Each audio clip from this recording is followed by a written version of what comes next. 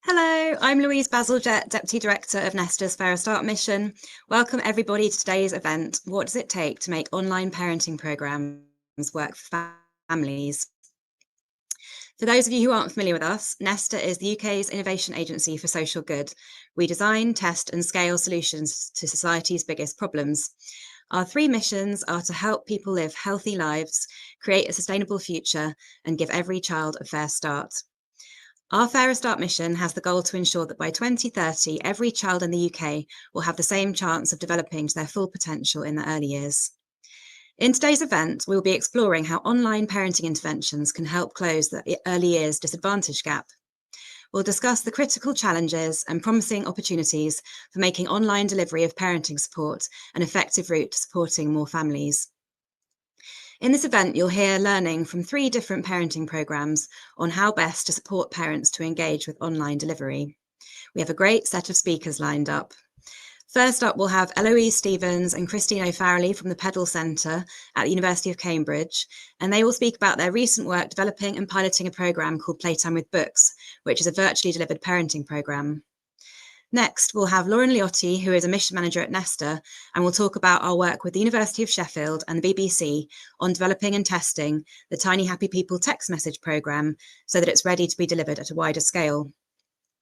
We'll then hear from Eleni Bloy from the Race Equality Foundation, who will speak about her work on developing an online virtually delivered version of their programme, Strengthening Families, Strengthening Communities. And once we've heard from all 3 speakers, there'll be time for a panel discussion, responding to questions from the audience. So before I introduce the speakers, I want to invite our audience to join the conversation in the comments box, which you'll find on the right-hand side of your screen. And please do ask any questions throughout the event. We'll aim to answer your questions during the Q&A session at the end. Closed captions can be accessed via the LinkedIn live stream. Now, joining us for the first Parenting Programme Insight will be Christine O'Farrelly and Eloise Stevens. Christine and Eloise are from the Centre for Research on Play in Education, Development and Learning at the University of Cambridge. They'll be discussing their work on the Playtime with Books programme. Welcome, Christine and Eloise. Hi, Louise. Thank you so much. Myself and Eloise are delighted to be here. So as you said, we're from the Peddle Research Centre at Cambridge, and what we do there is we try to do cutting edge research on children and childhood and mobilise knowledge to improve children's lives and life chances. And we're here to tell you about the work that we've been doing on Playtime with Books. So to take a programme to encourage book sharing that was originally delivered in person and our journey of translating that to an online and virtual delivery. So why book sharing? Well, socioeconomic disparities in children's skills show up early in childhood, and they're particularly stark in terms of children's language development. And language, in turn, underpins so many different areas of children's development and skills. So this is a really critical target for trying to reduce disparities and inequalities in children's skills and life chances. And book sharing has a really strong evidence base as being a way of improving children's language skills. As well as having good evidence for doing this, it's also a really unique context for being able to encourage the connection and the relationship between parents and their children in a really joyful way that sparks children's learning for books and sets them on strong trajectories in terms of their educational outcomes. So we took a book sharing intervention that already had a good evidence base for improving children's language that was developed by Lynn Murray and Peter Cooper, originally tested in South Africa. They'd also done some testing in the UK and other contexts, and have been shown to be effective in improving parenting skills in children's language. And we were interested in what would it take to translate that for virtual delivery. So we did this using a rapid cycle design and testing approach. But at the very beginning, and you might be able to tell that we put this together in the pandemic, our very creative artistic skills here, we just had to think and visualize, well, what would a virtual offer look like? What would the touch points be for families? And this is our very, very early and basic iteration or version of our service process map. and points if you can spot the Royal Mail postman in the image. Rapid cycle design and testing as a way of translating something that's originally delivered in one format to another format is really a helpful way of doing this in a rigorous and systematic way, because you use a theory of change where you specify what is it about how our intervention already works that's important, that we need to make sure we preserve and maintain, and what is it about it that we can change, and based on the priorities and needs of the people who are at the heart of the intervention, so families and practitioners. So, for example, one of the things that we set out in our theory of change, where you set out, okay, these are all the things we do in our intervention, these are the things we're trying to change by doing that, and this is how we're hoping that will show up in children's and families' outcomes. One of the things that we were conscious of was we were moving this from in-person to online, and we wanted to preserve that human element. So Eloise will tell you a little bit more about how we did that. But the theory of change approach allowed us to think through those changes. So after working through this process, what do we decide should be involved in the programme going forward? So these bubbles that you can see here in this visual show the core components that we decided should be included based on the original programme's theory of change.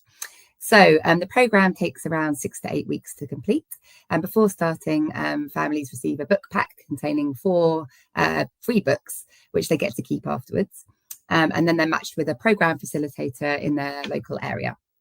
The second component, you can see here, the second bubble, is the welcome stage, where facilitators schedule a short video welcome call with the parents to introduce themselves and explain the programme in a bit more detail, and explain what's going to be involved.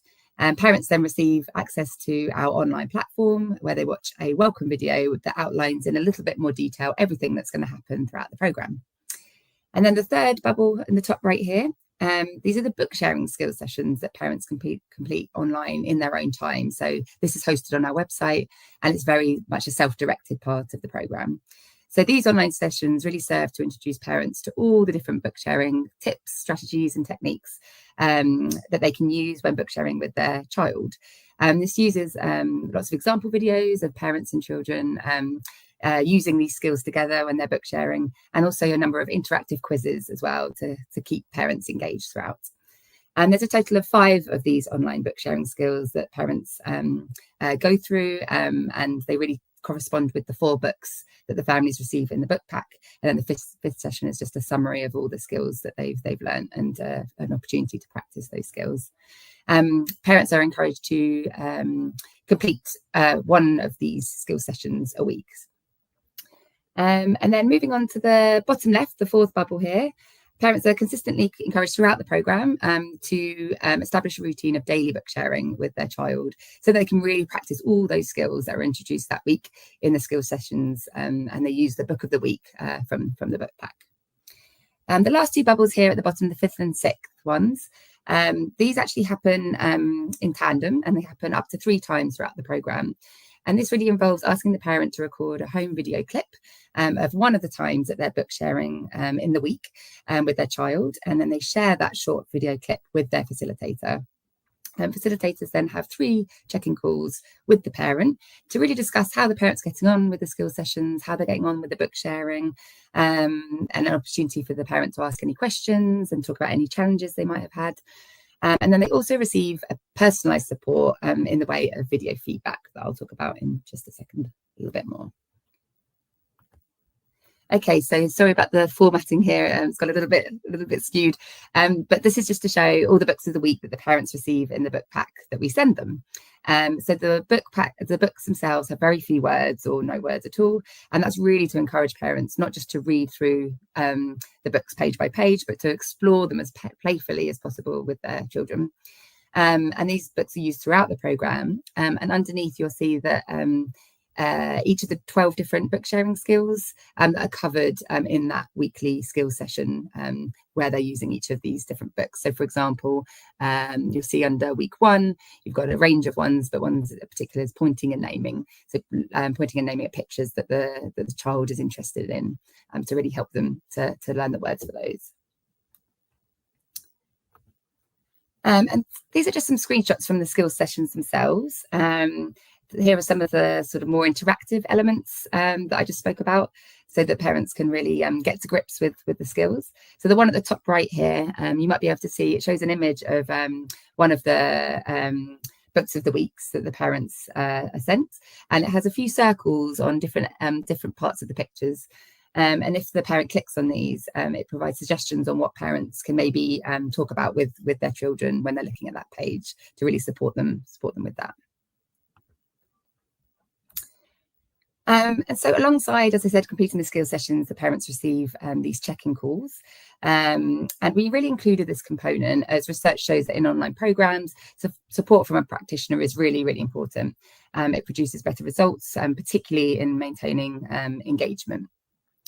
So I'm going to talk a little bit about the video feedback element particularly. So this really helps to improve parents' use of book sharing skills and builds their confidence to book share going forward. So the facilitator watches the clip before the call that they've been sent by the parent, and they prepare really positive messages on what the parent's already doing really well. So where the parent is using the book sharing skills well, and maybe where they have really lovely moments with their child, where they're maybe laughing and smiling at each other as well. So we've been testing the programme in terms of whether it's acceptable to families. What do they think of it? Is it feasible for them to do? Is it possible for practitioners and early years services to implement this on the ground? We've done this across 2 studies. You can have a look at our reports there. They're on our website. And that's involved testing in 6 sites in England and Wales, and with families with children aged 10 to 24 months, and a range of different early years practitioners. And what we found across those 2 studies is that families really enjoy taking part. They welcome the convenience that doing things online brings to them. Some families said it wouldn't have been possible for them to take part in the programme if they couldn't do it in their own homes and in their own time. They really appreciate the contact with the programme facilitator and the trust, encouragement and reassurance that brings. And what was really encouraging for us is they really value the video feedback. So that's where the magic happens. That was one of the findings that's come out so far, which is they can really see the difference they're making and how much their child is enjoying and benefiting from those moments of connection and the things that they're doing well. And they also have told us that they've really seen a difference that it's made in terms of their children wanting to share books together, picking up books independently, bringing them over. Also their language, they've seen a difference there, and in their play. So the feedback has been really positive from caregivers. Practitioners have also seen the value that doing things online can bring alongside the in-person work that they do, particularly in being able to reach families in a kind of more convenient way. And they value the video feedback, even though it takes time for them to prepare that element of the programme. They see the difference it's making for families and how much they get out of seeing those very special moments kind of made large on the screen. And in our most recent study that where we collaborated with Nesta, we developed a new digital platform which brought more of the programme elements together in one place, with the aim to really streamline the different tasks that different users are required to do for the programme. And the key finding from that was a really interesting one, that we actually found that parents and facilitators have quite different needs when it comes to the different platforms and the different digital processes that the programme requires. So whereas parents found it really helpful to go to one central website to access most elements of the programme, facilitators actually prefer to use their usual and more familiar communication platforms such as email and phone calls and Teams and so forth, wherever possible, rather than having to go to a different new website to complete programme tasks. So they found new processes like scheduling calls on the website could feel quite burdensome and time consuming as well. So based on this learning, we worked really closely with the digital team at Nesta, who helped to develop a bespoke, simplified digital platform, which was much better suited to the differing needs of the parents and practitioners. So this is some screenshots here of the new prototype, which has much simpler and more streamlined layout. And we're really excited in the next stages of development to develop this prototype with a digital agency over the next 6 months or so for larger scale testing. So where we're at now is we're just about to launch into a large-scale implementation study funded by the Nuttall Foundation to really think about what it takes to scale a programme like Playtime with Books. And these kind of effective educational interventions. So thinking about mapping the policy and commissioning landscape for this kind of work, and also testing different models of delivery. And we look forward to letting you know the different findings as that work gets underway. Thanks so much.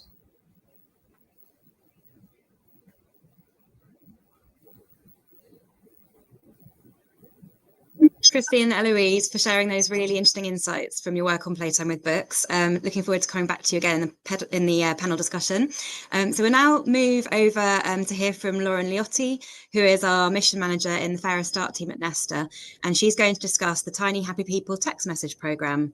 This is a project we've been working on with the BBC and University of Sheffield, with the aim of taking their existing programme and developing into a more easily scalable offer. Welcome, Lauren, over to you. Hi, thanks Louise, and thanks to Petal.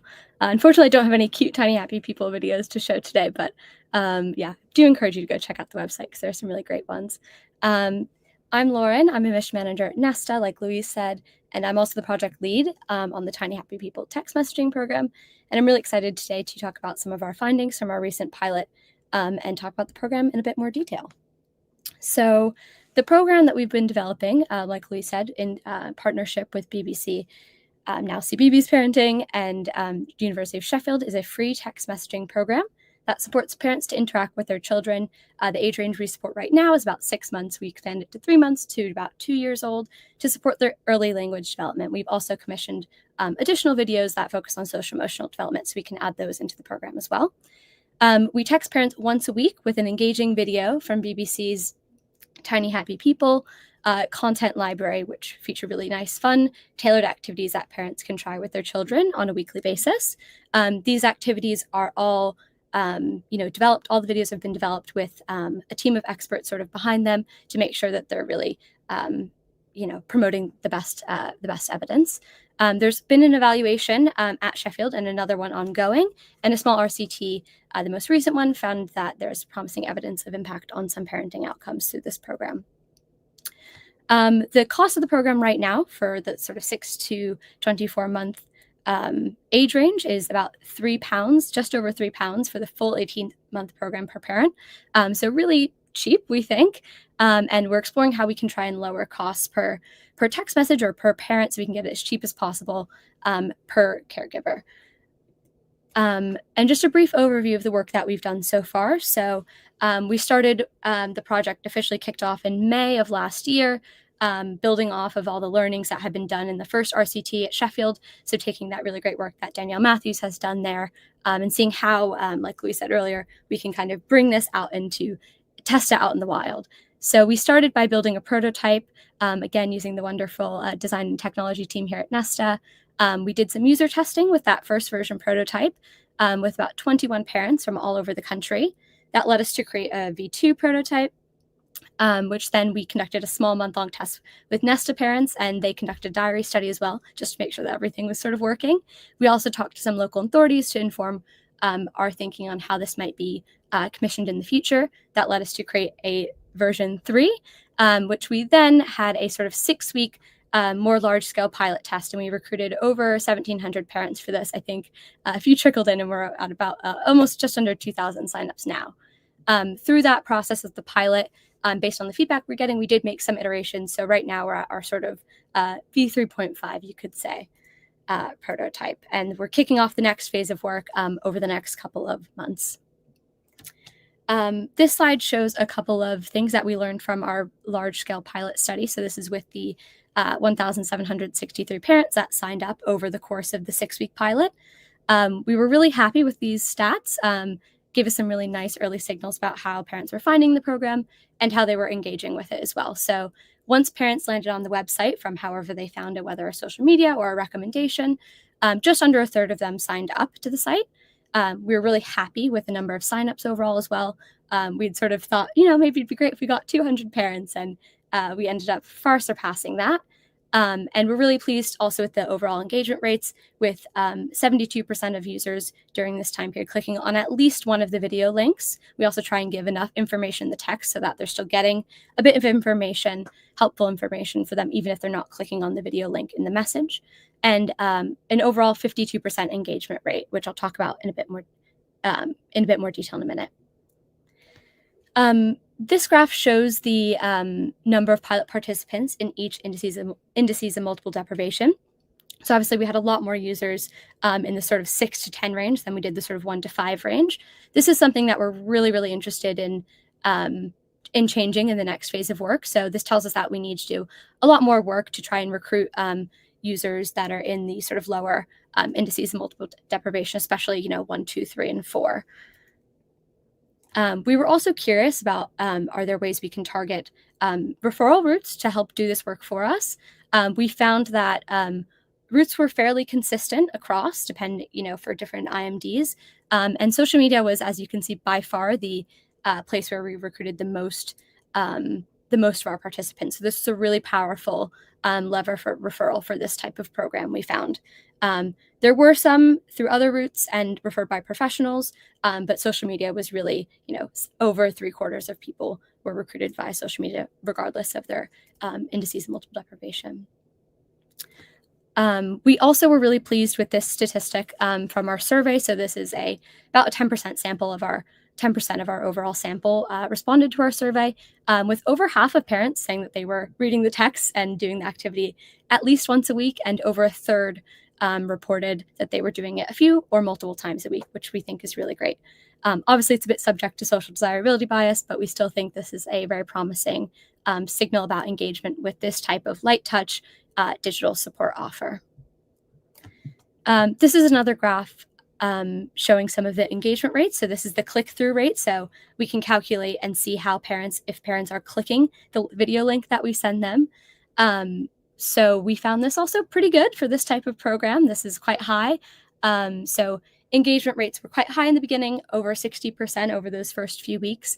They did decline slightly to hovering somewhere between 40 and 50%. We have a lot more mature data now as this large cohort of parents that we recruited move through the program.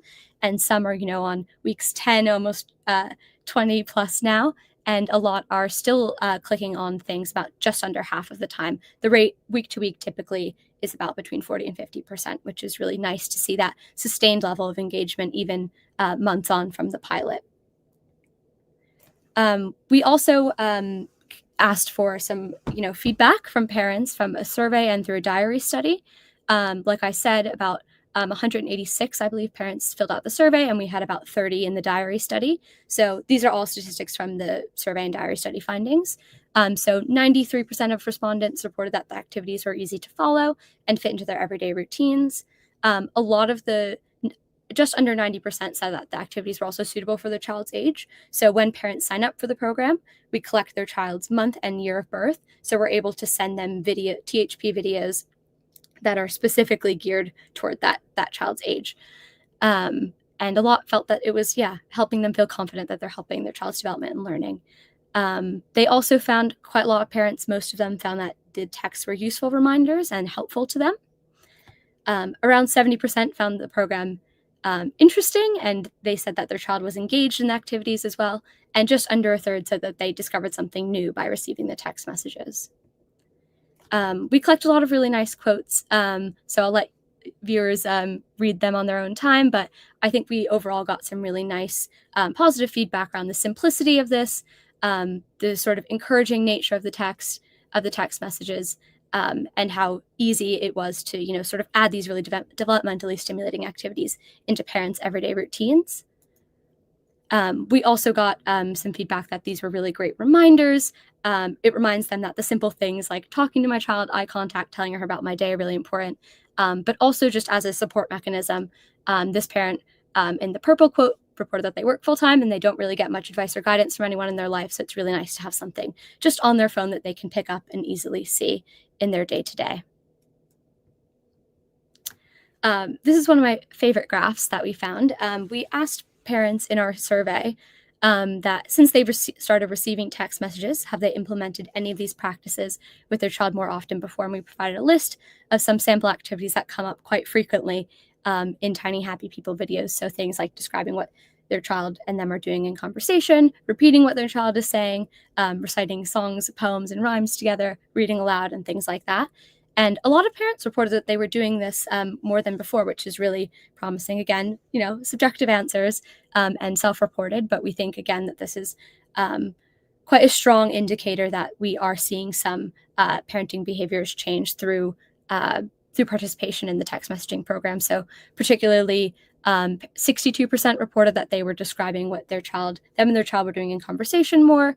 Over half were using everyday activities to introduce new words to their child and expand their vocabulary, and also repeating what their child was saying more.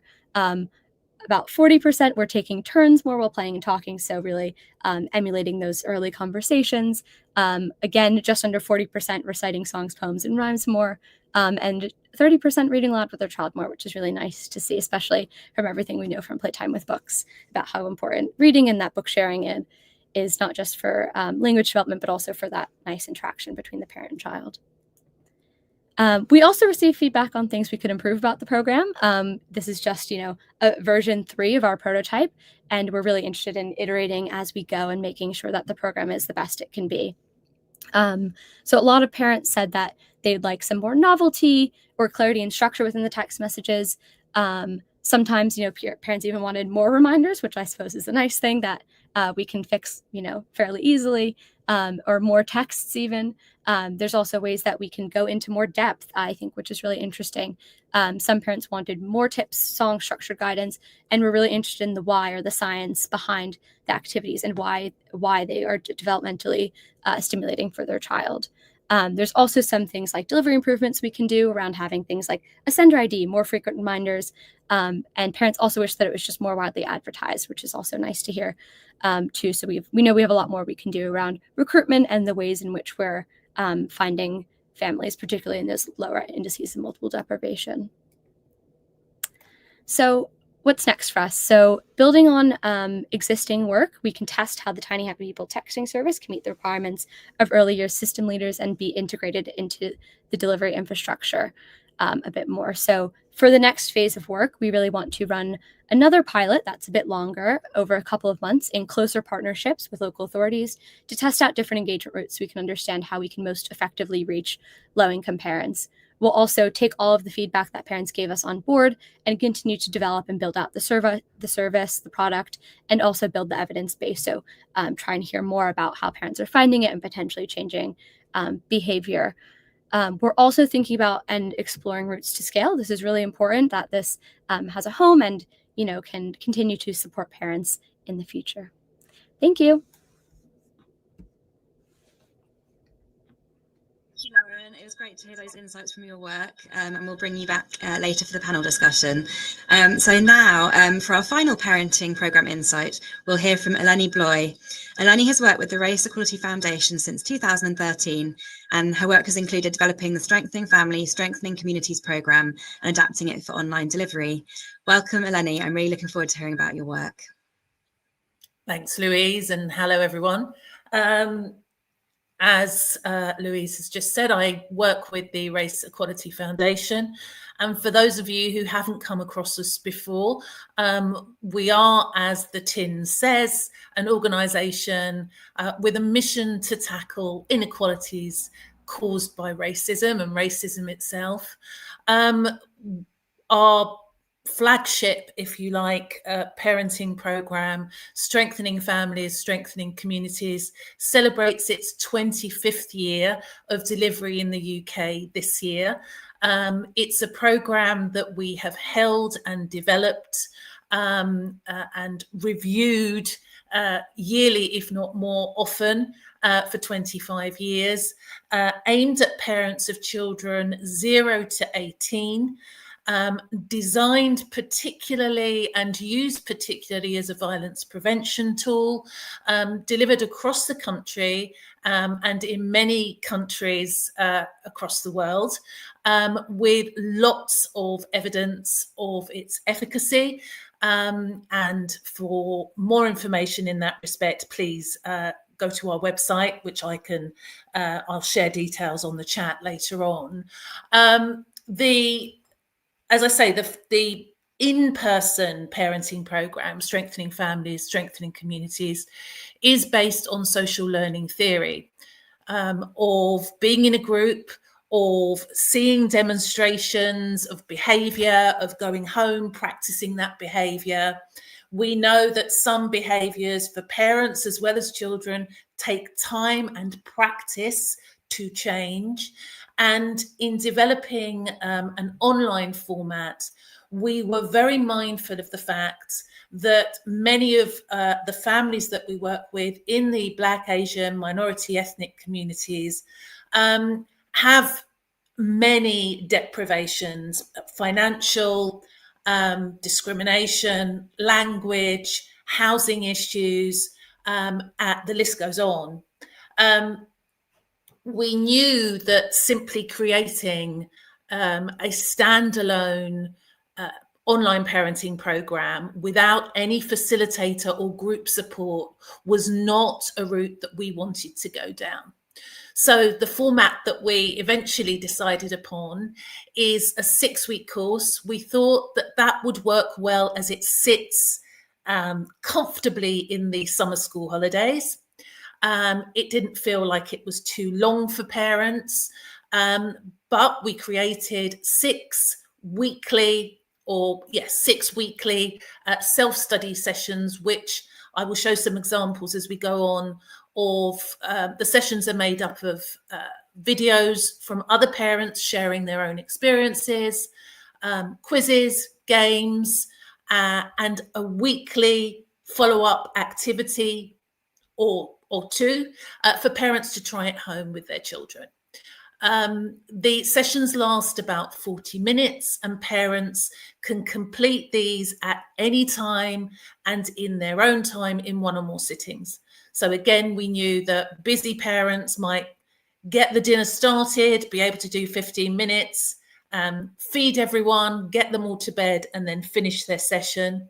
We also pitched the session at around a year 6 learning age, reading age. And for parents who do not have English as a first language, we were very mindful of the fact that our funding has not as yet allowed us to provide these sessions in any community languages, but we wanted to keep the English simple and with no writing involved.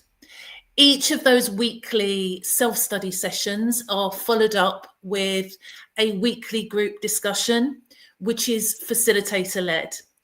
And when parents sign up, they have a choice of joining one of these weekly groups, which meet at the same time for the 6 weeks every week, in either a morning, afternoon, or evening slot.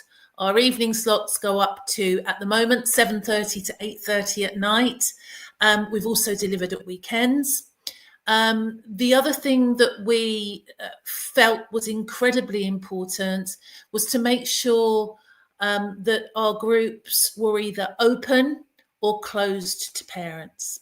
So we know that sometimes it's really useful for mums and dads to hear their different perspectives, and for parents of older children to hear from parents of younger children, for parents of children with additional needs, to hear from parents of children without those additional needs, and vice versa.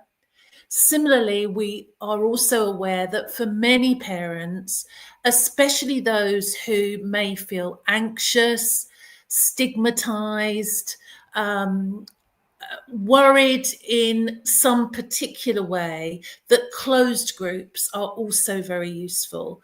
So we may run women only, father only groups. We have certainly run groups for parents of children with additional needs only.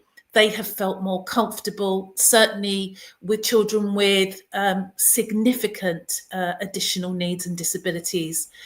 Parents have felt very uncomfortable talking about their child who may have a limited life expectancy with parents of children who simply are not in that position. So open and closed groups we found very useful, as well as offering group discussions in community languages. And we are lucky that we have a bank of trained facilitators across the country who can come in and support that community language delivery as and when we need them. In addition to those 2 areas of learning, each parent receives a digital manual to accompany the course, and is supported one-to-one by their allocated facilitator as and when needed. Telephone support, text, email support, whatever is needed. And all parents receive a certificate on completion. For many parents, it may be the only certificate they've ever received. So we're very mindful again of the fact that it's something we've always done in our in-person parenting course. So we didn't want to change it for this course either. The content. So we deliver the self-study sessions from our dedicated learning platform. Parents can enroll very easily. It takes less than 5 minutes to enroll. And you'll see that they can choose from the self-study sessions which have been designed for if their child is age 0 to 6, 7 to 11, or 11 plus. What I've given you here is an example of one of the scenarios that we get parents to have a think about. Here we're asking them to think about their cultural and family rituals and values. We do not offer different parenting programs, either in person or online, for different groups of people. What we do recognise is that every parent brings with them their knowledge of parenting from how they were raised. And that can be affected by ethnicity, culture, family tradition, and even faith. So we acknowledge that and get parents to self-reflect on that before they start to crystallise their own parenting values, for want of a better expression. You'll also see here a couple of parent videos. So parents get to hear from other parents about their own experiences. Again, parents regularly feedback on how powerful those parent videos are, hearing from somebody else who may be experiencing exactly what they're experiencing. So how do we recruit parents?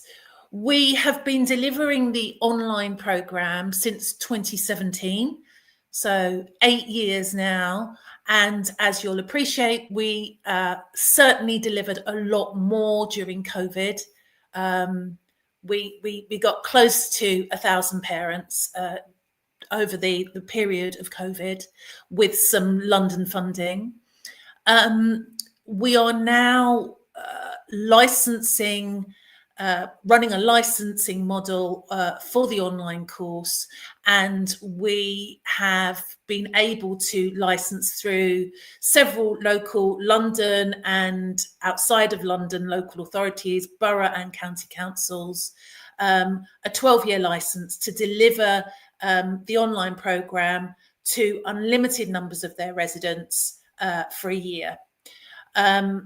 We also, with that license, so in addition to recruiting through statutory organisations, particularly Children's Social Care and Early Help, CAMHS, we also promote through schools with our own emails throughout a borough where we are licensed, and particularly for Black, Asian, minority ethnic communities, community organisations, community leaders and faith organisations are areas that I would encourage everyone to link up with, to gain trust with parents.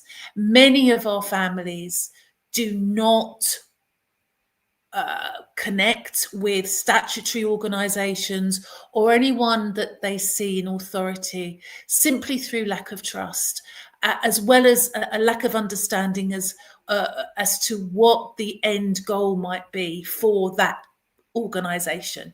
So linking with somebody that parents trust is a really important way for us to be able to recruit. So we will also recruit through our own networks broadly across the country when we've been funded by central government. And again, we'll use those networks, social media channels to recruit parents. Okay. So thinking about one of the things that today's session is about is for us as a group of practitioners to look at online delivery versus in-person delivery. One of the great successes of strengthening families, strengthening communities, is that we as facilitators see in every group delivery people who may cross the road from each other in day-to-day life, fearing each other, fearing their differences, will come to realise, certainly after a 13-week programme, that we have much more in common as parents than we have differences. We all want happy, healthy, safe children. So that group experience, as I said, was very important for us to recreate online. And I'm very pleased to say that we regularly receive feedback from parents. I delivered a group last night. Parents are still giving that peer support, learning from each other, and actually wanting to continue staying in touch with WhatsApp groups after the 6-week programme in exactly the same way as parents do with our face-to-face programme. So that's been really important for us. The other thing that we've seen with the online programme that's been very useful is, as I said, the way that it fits beautifully in the summer school holidays, a time when many parenting programs are not offering, face-to-face programs are not offering that support. School is closed. For many families, it can become a really difficult time. Stress, children at home, trying to juggle work and children and childcare. We're still around to be able to support them. I think one of the previous speakers talked about the kind of soft touch that online parenting programs offer, and I would certainly agree with that. It's less intense for people who feel anxious or worried, scared about being judged or seen by someone in their community. What will Auntie so-and-so think if she finds out that I'm on a parenting course? I think there's a much greater chance for someone to feel more anonymous online. And for that reason, I think that online offers parents the chance to just come and dip their toe in some learning, and will then inspire them to access more in-person or deeper learning in some other way afterwards. The other thing, of course, with online courses is that we can reach parents nationally. We can reach working parents by offering evening and weekend slots. The hour slots are much more manageable than our usual 3-hour session that we deliver in person. And the fact that we're also able to deliver in community languages online has again removed that barrier for us. Okay. Our evaluation of our programme has always, in person and online, involved a pre-course and post-course questionnaire. As I say, the in-person course has been evaluated, including an RCT 4-year study, has evaluated strengthening families in person widely and on many occasions. We are hoping to produce an evaluation at the end of this year's 1-year licensing period. But I've given you a few quotes here. On parental efficacy, one of the things that we ask parents is that they're able to improve their child's behaviour. And a core component of our parenting programme is positive discipline. So encouraging parents, helping them understand, for example, the power of modelling or the power of attention and praise. We also, on our questionnaires, look at parental well-being, look at how parents are feeling about their own mental health, whether they're feeling relaxed or stressed, for example. Again, we think our results on this are really very positive, and certainly our in-person course, this is one of our strongest areas of parental well-being and improvement in parental well-being. Our iterations on our technology have been brought about with weekly team meetings. So tweaking lots of things on the course to make sure that we are getting responses repeatedly and regularly, that our tech is easy to use, our materials are easy to understand. Our facilitator support, again, the quality of our training for our facilitators' commitment and passion is something we pride ourselves on. All of our facilitators are mums and dads themselves. And I, of course, chose a lovely quote confirming that one of our facilitators is caring, compassionate and knowledgeable. And then we ask parents for general comments. And again, one that I chose that I liked for obvious reasons is, I feel so lucky to have had the opportunity to do the course. I would really recommend for every parent to do it. We can all learn so much from each other. As I say, for anyone who doesn't know Strengthening Families, Strengthening Communities, it is a course that not only looks at a child's development cognitively, but we also look at emotional health, their physical health, and lastly, their spiritual health, which it makes for interesting discussions with parents. I know that we're limited on time, so I'm going to leave things there, and I hope I've given everyone enough information to start with. Thanks, Louise. Thank you so much, Lenny, for those really interesting insights into your work. That was great to hear about. So I'll now invite Lauren, Christy and Eloise back to the panel to answer questions from the audience. And if you please do keep putting your questions in the chat for the panel to answer, and we'll see how many we can get to. So we've had some great questions come in already, and I thought I would sort of come back to them more or less in order. So we had, first of all, a question from Sam Kelly, and they said, how does the commercial side of Pedal work? Is this a product for sale, or is it open source or charitable? So over to Christine and Eloise for that one. Thanks, Louise. So this isn't a commercial enterprise. We want to make parenting support as accessible as possible to children and families. So there's some costs that have to be covered in delivering the programme, but this is really about making this in a kind of open access model, and something we'll be exploring in the next phase of the study, how we do that at scale. Yeah.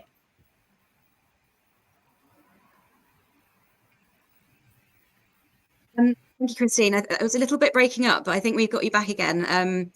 Would you mind just sort of giving a sort of summary of that again? Sure. Yeah, absolutely. So our goal in Pedal is really to scale parenting programs, not in a commercial framework, but in a kind of social enterprise, open source context. And we'll be exploring that in our Nuffield funded study, our next phase of work, to see what models for scaling reach the most children and families. Thanks, Christine. And then we had another question about Playtime with Books. So Leanne Griffin said, I work as a service designer at Book Trust. I'm interested if there are any barriers families faced in sharing videos in Playtime with Books, and how do they feel about filming themselves? Did anyone drop out and why? It's a really great question, and something that we discuss a lot in the team, because obviously asking parents to film themselves can, I think for anyone, can be anxiety provoking. I think what really helps is the relationship with they have with their facilitator right from the get-go, meeting them, via a video call so they get to see them, and then being reassured about that from the welcome call onwards, really, about what's going to happen with the videos, so how securely they're shared and stored, how no one else is going to see those videos, and really what the video feedback is going to involve, which is all very positive and strengths based.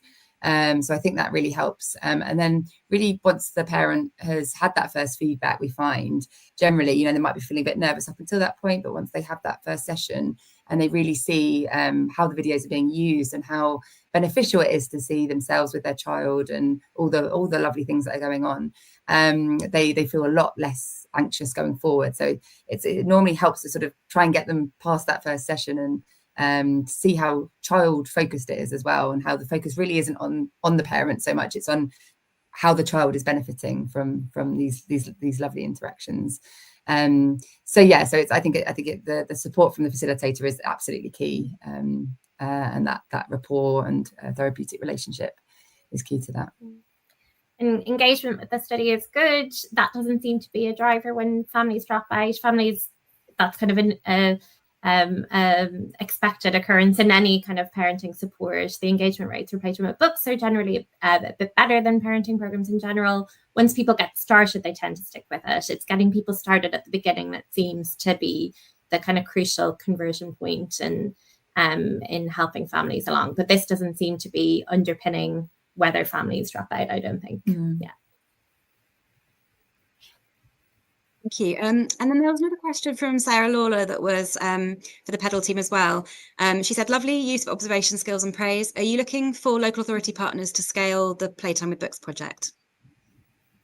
Yes, absolutely. We'd love to hear from people about how we can work together and partner in this next phase of the work. So we'd love to hear from local authority partners who might be able to be involved in the next phase going forward. Right. And then we had a question that was for Lauren about the Tiny Happy People text message project. So Kat Link said, is the text messaging something that local authorities could buy into for parents? Do the video sent out require the parent to have internet access to watch them? Yeah, another great question. The text messaging something that the first half of the question is text messaging something that local authorities could buy into. We hope in the future, we're obviously thinking about scale and how this could be maintained at scale in the future. So it's definitely something obviously we're exploring, and our next phase of work will be those close partnerships with local authorities. So similar to the call for action for Christine and Eloise, do get in touch. My email's probably all over the Tiny Happy People content on the Nesta website at this point. And the second part of the question, which was, Louise, can you say it and remind me again what that was? Yes, it was, do the parents need to have internet access to watch videos? Yeah. Yes, they do need to have internet access to watch the videos. However, if that isn't a possibility, we know that can be a problem for some people. We always try and make sure that we're describing the activity in the text message. So if that day, for whatever reason, they're not able to, or they've run out of data, or anything like that, they're still getting a bit of the activity and what the video would entail in the text message, or if they even just don't have time to watch the video. So yes, but there's ways around that we can mitigate that risk. Thank you. And then we had a question that was probably for all of the projects. So NHS Solihull Approach said, how do you retain participants throughout online programmes? How do you communicate with parents throughout programmes outside of sessions? So I thought I might put that one to Eleni first, and then perhaps we could hear from the PEDAL team after that. I use the phone. I'm old school. We have between 6 and 8 parents per online group.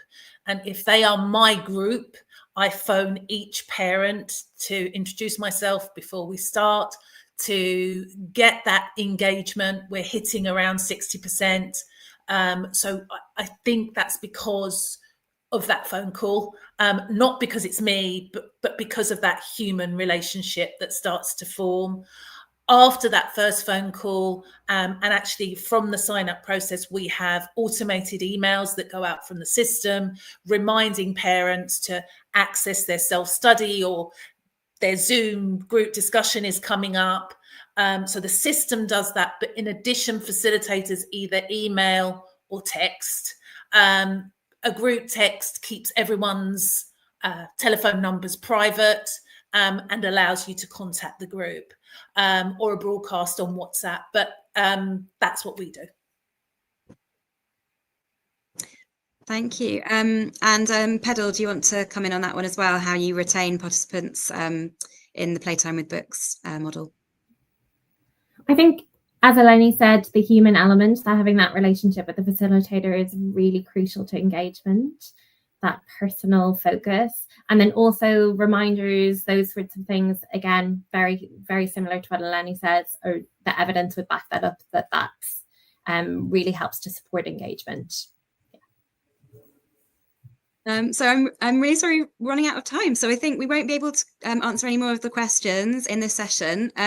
But please do get in touch with presenters if you're kind of interested in hearing more. I'm sure they'd be very happy to hear from you. And so now I just wanted to thank everyone so much for joining us today. I wanted to say a huge thank you to Eloise, Christine, Lauren and Eleni for sharing their really interesting experiences and reflections from their work on online parenting programmes. If you'd like to hear more about A Fairer Start's work, we have 2 more events coming up. Next Tuesday on the 15th of July, we're going to be discussing findings from a report about a new era of integration in the early years.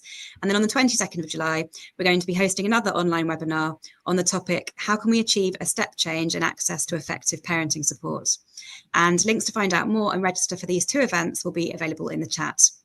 Now that we've reached the end of the event, I'd be really grateful if you could those in the audience could join us in filling out a short survey, and that link will also be shared in the chat. And as a thank you to those who fill out the survey, you'll be entered in a prize draw to win a £50 bookshop.org voucher. And if you haven't already, please do sign up for Nesta's newsletter, and we'll let you know about other events coming up. The link to our newsletter will be posted in the comments section on YouTube and LinkedIn. And so finally, thank you so much, both speakers and audience, for joining us today, and we hope you have a great rest of your day.